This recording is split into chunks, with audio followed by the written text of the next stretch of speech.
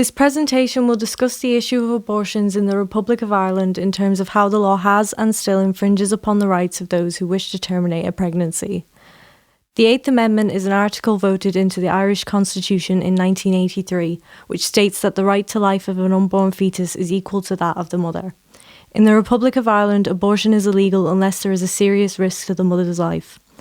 According to the Abortion Rights Campaign in Ireland, this law is outdated and dangerous as it infringes on the rights of women in Ireland and goes against international human rights norms. The article denies access to basic healthcare, forcing Irish women to travel overseas to obtain an abortion since 1980. It also criminalises those who self-administer abortion pills in Ireland and continues to use a false and medically dangerous distinction between risk to health and risk to life. In 2014, a section of the Irish Labour Party established a commission for repeal of the Eighth Amendment. This commission includes three groups: a political group, a medical group, and a group of legal experts.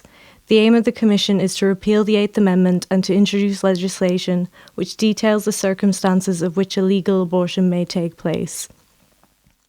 In 1861, the Offences Against the Person Act is introduced, meaning obtaining an abortion or helping someone to obtain one is now a criminal offence. This law remained part of the Irish legislation when they became an independent republic in 1922. In 1967, the Abortion Act is passed in the UK, decriminalising abortions and making them more accessible. Following this, the number of Irish women travelling to England increased significantly. This year saw the launch of the Irish anti-abortion lobby group, the Pro-Life Amendment Campaign. In 1983, an abortion referendum is held and the Eighth Amendment of the Irish Constitution is passed. This makes it illegal for women to travel abroad to get an abortion and criminalises the giving of information on how to get an abortion. The Protection of Life During Pregnancy Act comes into legislation in 2013. This introduced a framework regulating abortion into Irish law for the first time, but upheld the existing position where abortion is only available where the life of the woman is at risk. X case versus the Attorney General 1992. The X case involved a 14-year-old who was raped and subsequently fell pregnant. Because of the trauma she endured, she became suicidal and planned to travel to the UK for an abortion.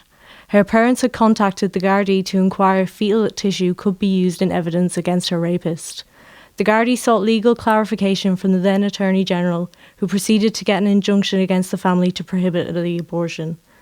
The case resulted in the 13th and 14th Amendment being passed in Ireland, allowing women to travel for abortions and decriminalising the act of helping or giving information on abortions.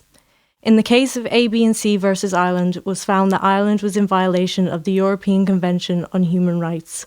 The convention determined that Ireland had failed to provide an accessible and effective way for women to establish if they qualify for a legal abortion under the current Irish law. The United Nations Committee Against Torture and Human Rights calls for the government in Ireland to act towards ending the degrading treatment of women seeking safe and legal abortions. In October 2012, 31-year-old Savita Halappanavar died in a Galway hospital after suffering a miscarriage and going into septic shock. An inquest into her death found that she was denied a termination despite asking for one because there was still a fetal heartbeat, and so an abortion could not be allowed under Irish law.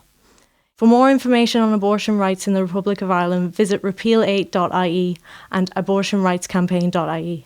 Thank you for listening.